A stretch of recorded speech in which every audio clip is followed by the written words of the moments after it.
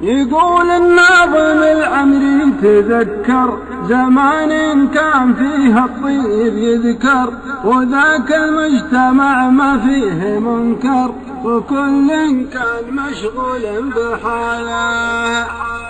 عسى الله يسقي أيام البساطة زمان ما تلوث بالوساطة، وكان الجار بجار ارتباطه، وكان الوصل ممدوده حباله، وكانوا في منافعهم سوية إذا نادوا بعضهم ما تعيا، ولا من قيل هيا قال هيا على درب المكارم والجماله.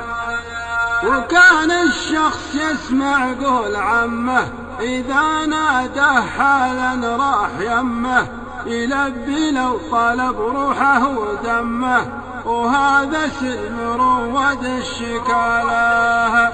عسى الله يسقي أيام البساطة زمان ما تلوث بالوساطة، وكان الجار بجار ارتباطه، وكان الوصل ممدوده حباله. نهار العيد يلتم الجماعة على ضحك وسواليف وطاعة، وزاروا بعضهم في نصف ساعة، ولو ما يشربون إلا بياله. وكان الغيث ينزل كل ليلة نرى المطلع لنا سلسلة، وصارت الأرض بالخضرة جميلة، وشكل العشب من شفه ساله. عسى الله يسقي أيام البساطة زمان ما تلوث بالوساطة، وكان الجار بجار ارتباطه، وكان الوصل ممدوده حباله. وهذه كانت أحوال القدامى إذا استسقوا هطل وبل الغمامى، عليهم يا رب مني سلامة عدد من يذكر الله بابتهاله. وفي هذا الزمن قل التراحم بعد ذاك التواصي والتلاحم، على العصيان يا كثر التزاحم إذا قفى شر جا شر بداله. عسى الله يسقي أيام البساطة زمان ما تلوث بالوساطة، وكان الجار بجار ارتباطه، وكان الوصل ممدوده حباله.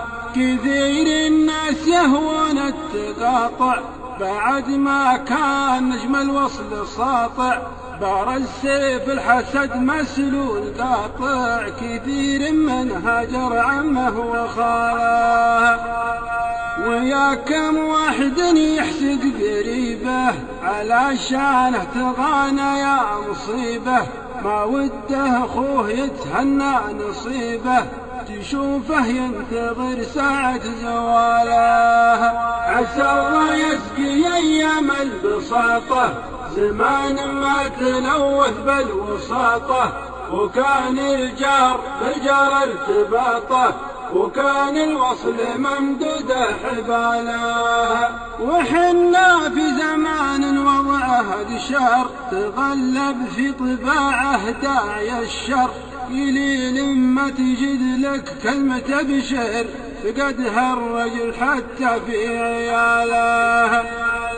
نصلي في السنة 20 مرة للاستسقاء ولا هل قطره، فلانا من معاصي مستمرة ترد الخير عنا بأي حاله.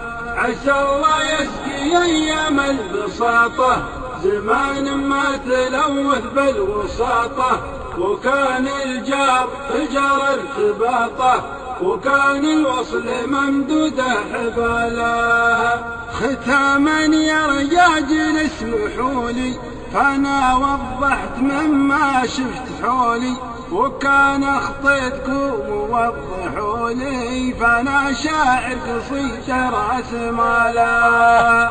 عسى الله يسقي أيام البساطة زمان ما تلوث بالوساطة، وكان الجار ارتباطه، وكان الوصل ممدوده حباله.